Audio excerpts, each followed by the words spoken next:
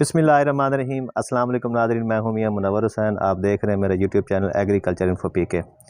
नाज़रीन, आज मैं मौजूद हूं तहसील कबीरवाला के अंदर और हमारे साथ मौजूद हैं चौधरी उमैर अफजल साहब, MSc एग्रीकल्चर, जो तिल की बहुत ही अच्छी पैदावार लेते हैं। तो तिल के मसाइल कौन से हैं, उनकी पैदावार कितनी है और इसका जो बेहतरीन टाइम है लगाने का वो कौन सा है, तो आइए उनसे मुलाकात करते हैं।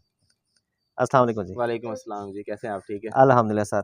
सर आप ये बताएं कि कितने अरसे से आप तिल काश्त कर रहे हैं? मैं गुज़श्ता 5 साल से तिल काश्त कर रहा हूँ और तिल की माशाल्लाह बहुत अच्छी पैदावार भी आ रही है। और तिल के हवाले से जो हमारे ज़िम्मेदार भाई हैं, जो हमारे करीबी दोस्त हैं, उनको मैं इसके बारे में बताता भी हूँ। जी जी। क्योंकि तिल की जो फ़सल है वो कोई छोटी फ़सल नहीं है, कैश क्रॉप है। हम इससे जो रेवेन्यू हासिल कर सकते हैं वो दूसरी फ़सल से इतना ख़र्चा करके रेवेन्यू हमें नहीं मिल सकता। जी जी। तिल की फ़सल को आसान नहीं समझना चाहिए। तिल की फ़सल इम्पोर्टेंट है। तिल ग़ज़ाई लिहाज से बहुत ज़्यादा अहमियत रखता है क्योंकि तिल में 20 से 22% प्रोटीन होता है और 50% से ज़्यादा इसमें तेल होता है, जो कि आला किस्म का तेल है। जो हम आम बाकी फसलों से जो तेल हासिल होता है उससे कहीं ज़्यादा आला दर्जे का तेल इससे हासिल जी होता है। जी। तिल की काश्त के हवाले से अब आगे बात करें तो तिलों में सबसे पहले जो हमने देखना है कि हमने कौन से मौसम में और किस ज़मीन में तिल लगाने हैं, इसका एक ख़ास अहमियत है।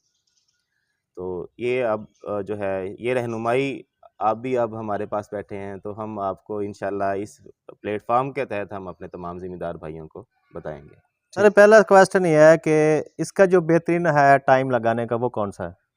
इसका बेहतरीन टाइम ये है कि जो महकमाना रिकमेंडेशन है वो तो है कि हम इसको मई से लेके जुलाई तक काश्त कर सकते हैं। जो हमारे मौसम में जो मौसमियाती तब्दीली आ चुकी है उसमें ये है कि इस टाइम पे आके काफ़ी दफ़ा बारिशों के स्पेल शुरू हो जाते हैं, जिससे हमारे तिलों की काश्त मुतासिर होती है। जी जी। तो तिलों की काश्त के लिए हम टाइम अगर सेलेक्ट करना हो तो उसमें 3 चीज़ें हमने ज़ेरे गौर रखनी है, हमने अपने ज़हन में रखनी है कि हमने तिल काश्त कब करनी है। तिलों की काश्त तब तक ना की जाए जब तक रात का टेम्परेचर 15 से 16 सेंटीग्रेड ना हो जाए। मतलब कम से कम टेम्परेचर 15 से 16 सेंटीग्रेड पे आ जाए और औसतन टेम्परेचर 25 से 30 सेंटीग्रेड दिन का आ जाए। और जो मैक्सिमम टेम्परेचर है वो 37 से सेंटीग्रेड से लेके 41 सेंटीग्रेड से ऊपर ना गया हो, तब हमें तिलों की काश्त कर लेनी चाहिए। और जी ये मौसम हमारे यहाँ अप्रैल में शुरू हो जाता है। तो हम तिल की काश्त का वेट जो है वो मई तक ना करें, हम अप्रैल से स्टार्ट करें ताकि इसको जल्दी काश्त करें और इसको बारिशों के स्पेल आने से पहले हार्वेस्ट कर लें। जी। तो इसकी वैरायटी कौन कौन सी हैं? तिलों की जी वैरायटियाँ तो काफ़ी ज़्यादा हैं और अब तो मार्केट में हाइब्रिड तिल भी आना शुरू हो गए हैं, लेकिन उनका अभी कन्फर्म पता नहीं होता कि उनका बैकग्राउंड क्या है।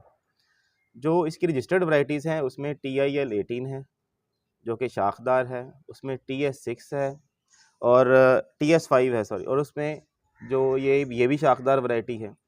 शाखदार वैरायटियों का ये है कि ये हमेशा नरम रकबे में और जहाँ पे पानी खड़ा ना हो उस रकबे पे काश्त करनी चाहिए। जो थोड़ा-सा हल्का-सा भी पक्के वटका या भारी मेरा ज़मीन या मेरा ज़मीन अगर आ गई है तो वहाँ पे ये काश्त नहीं होगी, जो शाख वाली वैरायटी है। जो बगैर शाख की वैरायटी है, सिंगल स्टिक वैरायटी है, वो है TH6। TH6 इसलिए ज़्यादा कामयाब हुई है कि ये मेरा ज़मीन में भी अच्छी पैदावार देने की हामिल है, वहाँ पे भी इसमें ज़्यादा पैदावार आ जाती है। तो अपने रकबे के लिहाज से और अपनी मौसमी जो ज़रूरियात के लिहाज से हमें वैरायटी सेलेक्ट करनी चाहिए। जो शाखदार वैरायटियाँ हैं उनका जो शरई बीज है वो 1 से 1.5 किलो फ़ी एकड़ है और जो TH6 है गैर शाखदार वैरायटी है, सिंगल स्टिक वैरायटी है, जिसको हम तिली भी कहते हैं, जी जी। जिसकी आजकल डिमांड भी ज़्यादा है क्योंकि ये दाने में मोटी होती है और इसका रंग ज़्यादा सफ़ेद होता है दाने का, जिससे ये मार्केट में ज़्यादा अच्छा रेट लेती है। जी। तो इसका जो शरई बीज है वो 1.5 से 2 किलो फ़ी एकड़ है। और इसका दुरानिया कितना है? ये फसल कितने दिनों में तैयार होती है? जो TH6 है, सिंगल स्टिक वैरायटी है, ये 100 से 110 दिन में पक के तैयार हो जाती है। मतलब ये शाख वाली वैरायटियों से इसकी पकाई जल्दी होती है। जो शाख वाली वैरायटीज़ हैं ये 10 से 15 दिन लेट पकती हैं। तो इसमें ये है कि जब ये लेट पकती हैं तो इनका पैदावारी पोटेंशियल थोड़ा-सा ज़्यादा है, लेकिन ये अगर उस टाइम पे बारिशों का स्पेल हो जाए तो वो हम थोड़ा-सा रिस्क में चले जाते हैं। तो ज़िम्मेदार हज़रात को ये ख़ास हिदायत है कि जब आपने अर्ली काश्त करनी है तो आप TI6 या तिली काश्त करें, ताकि आप उसको जल्दी मैच्योर हो जाए और जल्दी बर्दाश्त करके मार्केट में आपके पास जो है पैदावार वो जल्दी आ जाए। अगर इसको एक आम काश्तकार काश्त करना चाहता है तो उसको क्या करना चाहिए? ज़मीन की तैयारी वो कैसे करेगा? उसका क्या तरीक़ाकार होगा? इसमें सबसे पहले जो ज़मीन की जो सिलेक्शन है वो बहुत ज़्यादा अहमियत रखती है कि हमने किस ज़मीन में काश्त करना है। तिल हर ज़मीन में काश्त नहीं किए जा सकते। जी। तिलों की जो ज़मीन है वो सिलेक्शन इस तरह है कि एक तो इनकी ज़मीन को बहुत नरम होना चाहिए और वो उनके अंदर ड्रेनेज अच्छी होनी चाहिए। उसके अंदर जो पानी है वो अगर शाम को पानी लगा हो तो सुबह उसमें पानी खड़ा ना हो, वो ज़मीन पानी पीने की सलाहियत रखती हो। अगर वो ज़मीन पानी पीने की सलाहियत नहीं रखती तो फिर हमें तरीक़ा काश्त तब्दील करना चाहिए, फिर हमें छट्टा नहीं करना चाहिए, फिर हमें खेलों पे काश्त करना चाहिए। अगर ज़मीन थोड़ी-सी मैरा ज़मीन है तो फिर जो खेलों पे काश्त है वो उसका ज़्यादा उसका अच्छे रिज़ल्ट्स आए, उसकी पैदावार भी ज़्यादा आई है। नॉर्मली छट्टे वाली जो तिल की जो पैदावार है वो 10 से 12 मन या मैक्सिमम 15 मन तक जाती है, उससे ऊपर शाज़ नादिर है कि पैदावार आए। जबकि उसी ज़मीन में अगर हम खेलों पे काश्त करते हैं तो वो पैदावार 20 मन तक जा सकती है। जबकि जो तिली है, तिली का पोटेंशियल पैदावार है वो 22 से 25 मन तक तिली पैदावार दे सकती है। तो हम अपना सिर्फ तरीका काश्त बेहतर करके हम ये इसको ज़्यादा पैदावार की तरफ लेके जा सकते हैं। छट्टा सिर्फ उसी सूरत में काश्त करना चाहिए जब ज़मीन रेतली हो और उसमें हमें पानी हमारे पास कम अवेलेबल हो। छट्टे में जो मसाइल आते हैं वो ये है कि हम गोडी नहीं करवा सकते, जड़ी बूटियों का कंट्रोल बहुत मुश्किल है। जी। उसके बाद तरीका काश्त आता है ड्रिल का, कि जब हम ड्रिल काश्त करते हैं तो उसमें हमें अगर छोटे रकबे पर काश्त है तो हम गोडी भी करवा सकते हैं, हम जड़ी बूटी मार जहर का स्प्रे भी करवा सकते हैं, जिससे हमें जड़ी बूटियों का कंट्रोल भी अच्छा मिलता है। जबकि जो खेलों पे काश्त है उसमें भी हम जड़ी बूटियों का कंट्रोल कर सकते हैं, हम जड़ी बूटियों का स्प्रे भी करवा सकते हैं और उससे हमें जो इस तिल की पैदावार है वो ज़्यादा हासिल होती है। जो तिल पे कीड़े मकोड़ों का हमला है उसमें जो मेन कीड़ा है वो है तिल का पत्ता लपेट सुंडी। इसमें एफिड का हमला भी आता है, जिसे सुस्तेला कहते हैं। इसमें चुस्तेले का हमला भी आता है, इस पे सफ़ेद मक्खी का हमला भी आता है और इस पे एक मिरड बग का हमला भी आता है। तो इन तमाम को उनकी शनाख्त के हिसाब से कंट्रोल करना टाइम टू टाइम ज़रूरी है, ताकि जो तिल है उसकी ज़्यादा से ज़्यादा पैदावार ली जा सके। जो इसकी पत्ता लपेट सुंडी है उस पे लैम्डा और एमामेक्टिन स्प्रे हो सकती है, उससे दोनों को मिला के स्प्रे किया जाए तो बेहतरीन नताइज आते हैं। जो इसमें जेसिड है उसका हमला अगर आ जाए तो नाइथेनपायरम और अमीडाक्लोप्रिड स्प्रे हो सकता है। और इस पे जो सुस्तेला है और मिरड बग है उसका कंट्रोल करने के लिए कार्बोसल्फान और क्लोथिनाडिन वगैरह स्प्रे करके इनको कंट्रोल किया जा सकता है। जो बीमारियां हैं जो कि जरासीमी बीमारियां हैं, जिसमें इसकी रूट रॉट है, कॉलर रॉट है, इसको स्टेम रॉट है और इसकी ब्लाइट है और इसका तिलों का बटूर है, उसको कंट्रोल करना है तो उसके लिए हम मुख्तलिफ जो स्प्रे हैं जिसमें ख़ास तौर पे थायोफेनेट मिथाइल है उसको हम स्प्रे कर सकते हैं। और उसको अगर पानी का टाइम है तो हम उसको पानी के साथ फ्लड भी कर सकते हैं, ख़ास तौर पे रूट रॉट को कंट्रोल करने के लिए। बटूर है उसमें सबसे पहले ये है कि वो उसमें हम उसको जो कीड़े मकोड़े हैं जिस तरह ख़ास तौर पे सफ़ेद मक्खी है उसको सीटामेप्रिड वगैरह बेप्रोफिजीन वगैरह अगर ज़्यादा हमला होता है तो उसको स्प्रे करके कंट्रोल रखें ताकि ये फैले ना, क्योंकि ये एक वायरल डिजीज़ है तो इसको कंट्रोल करना मुश्किल हो जाता है। और जहाँ पे एक तिलों का बटूर वाला जो फसल आ जाए उसका बीज हमें नेक्स्ट ज़मीन के लिए इस्तेमाल नहीं करना चाहिए, वहाँ से नया बीज नहीं लेना चाहिए। इसके पानी कितने के लगते हैं टोटल? तिलों को नॉर्मल जो पानी है वो 2 से 3 लगते हैं अगर बारिशें ना आए तो। अगर बारिशें ना आए तो 3 पानी मुकम्मल हैं, बारिशें आएँ तो दरमियान में एक आधा पानी हम चूक सकते हैं। उसमें यह है कि पहला पानी जो है ये पहला पानी उगाव के 15 से 20 दिन के बाद लगाना ज़रूरी है।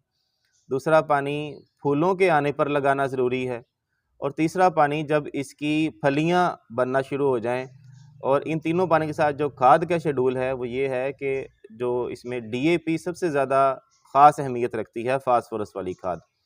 तो फास्फोरस वाली खाद के लिए हम इसके अंदर ज़मीन की सिलेक्शन के हिसाब से 1 से 1.5 बोरी डीएपी ज़मीन में डालनी चाहिए और आधी बोरी पोटाश भी ज़मीन में डालनी चाहिए। अगर हम ये नहीं डाल सकते तो फिर हम एसएसपी 2.5 बोरी फ़ी एकड़ डालेंगे ज़मीन के अंदर और उसके साथ आधी बोरी यूरिया और आधी बोरी SOP हम ज़मीन में इस्तेमाल करेंगे। ये खुराक हम मुतबादिल के तौर पे इस्तेमाल कर सकते हैं। अगर हमारी भारी मेरा ज़मीन है तो फिर हमें जो SSP है वो ज़्यादा बेहतरीन अच्छे रिज़ल्ट्स दे सकती है। और पहले पानी पे 18 से 20 किलो यूरिया और 1 किलो सल्फ़र फ़ी एकड़, और दूसरे पानी पे भी 18 से 20 किलो यूरिया और 1 किलो सल्फ़र फ़ी एकड़। जो सल्फ़र में इस्तेमाल के फ़ायदे देखे हैं कि सल्फ़र ख़ास तौर पे जो हमारे काश्तकार हज़रात हैं इनके लिए भी एक ख़ास जो इन्फॉर्मेशन है कि कोई भी फसल जो जिसमें तेल पैदा होता हो, जिसमें तेल जिसको हम तेल के लिए लगाते हों, उसमें सल्फ़र की एक ख़ास अहमियत है। क्योंकि सल्फ़र उसके बीज का 5 से 19% उसका हिस्सा बनती है, पैदावार का हिस्सा बनती है, और उसके बीज के अंदर तेल की मिक़दार को बढ़ाने के लिए सल्फ़र का होना ज़रूरी है। और सल्फ़र ना सिर्फ हमारी ज़मीनों को बेहतर करती है, बल्कि हमारी जो दूसरी खादें हैं, ख़ास तौर पे यूरिया और DAP, इनके इस्तेमाल का जो बेहतरीन रिज़ल्ट है वो सल्फ़र के मौजूद होने से हम ले सकते हैं। सर आखिर में ये बताना कि इसका जो टोटल खर्चा है वो कितना है, कितना लगाएं और हमें कितना किसका बेनिफिट मिल सकता है? तिलों का टोटल खर्चा अगर हम बनाएं तो 35 से 40 हज़ार रुपये फ़ी एकड़ में तिल तैयार कर सकते हैं। तिल की फसल बर्दाश्त तक चली जाती है। और अगर इसकी पैदावार और उसकी इनकम का हिसाब लगाएं तो ये हमें 2 लाख से लेके 3 लाख फ़ी एकड़ तक रिटर्न करती है। अगर हम बात करें तो ये हमें 1 रुपया लगाने पे 4 से 6 रुपये वापस करती है। यूँ समझ लें ये 4 से 6 गुना ज़्यादा मुनाफा बनता है अच्छा, इंशाल्लाह। तिल के बाद वो कौन सी फसल लगवा सकते हैं? तिल के बाद जो अगर हम रेतले रकबे की बात करें तो तिल के बाद चारा आ सकता है। तिल के बाद वो अपनी कोई और फसल भी लगा सकते हैं, या चारे वाली मकई लगा दें, पाक अफगोई लग सकती है। वो हम एक बार लगा के तो फिर हम उसमें से दोबारा फिर गंदम की तरफ जा सकते कोई हैं। हमारे काश्तकार भाइयों को आप पैगाम देना चाहते हो काश्तकारी के हवाले से? काश्तकार भाइयों के लिए ये पैगाम है कि जी अब जो ज़िम्मेदारा है वो जिसे हम कह सकते हैं कि अब वो लकीर के फ़कीर वाला ज़िम्मेदारा नहीं है। अब मौसम तब्दील हो चुके हैं, बीज तब्दील हो चुके हैं, ज़मीन की साख़ जो है वो फसल दर फसल लगा लगा के वो तब्दील हो चुकी है। वसाइल महदूद हो गए हैं जबकि डिमांड बहुत ज़्यादा बढ़ गई है। और जो हमें अवेलेबल रिसोर्सेज़ हैं जो वो भी बहुत ज़्यादा महंगे हो गए हैं, खादें महंगी हो गई हैं, स्प्रे महंगे हो गए हैं, और ठेके भी बहुत महंगे हो गए हैं। और सबसे बड़ा जो मसला आने वाले दिनों में आने वाला है वो पानी है, कि पानी एक ऐसा सोर्स है जो सबसे महंगा सोर्स बन जाना है पूरी दुनिया में। तो अपने रिसोर्सेज़ को सोच समझ के इस्तेमाल करें, हर चीज़ के बारे में सीखें, पढ़ें और फिर उसके बारे में फ़ैसला करें। जो हम कह सकते हैं कि देखा-देखी फसल लगाने की ज़रूरत नहीं है। जो फसल लगानी हो पहले उसको आज़माएँ, उसको उसके तरीक़ाकार को मुकम्मल सीखें और फिर उसके अंदर जिद्दत ला के और फिर उसको तरीक़ा काश्त में इस्तेमाल करें। Thank you sir. बहुत शुक्रिया, बहुत शुक्रिया। नाज़रीन अगर हमारी वीडियो आपको अच्छी लगी हो तो इसको शेयर कीजिए, लाइक कीजिए और कमेंट्स बॉक्स में कमेंट्स करें। इजाज़त दीजिए। अल्लाह हाफ़िज़।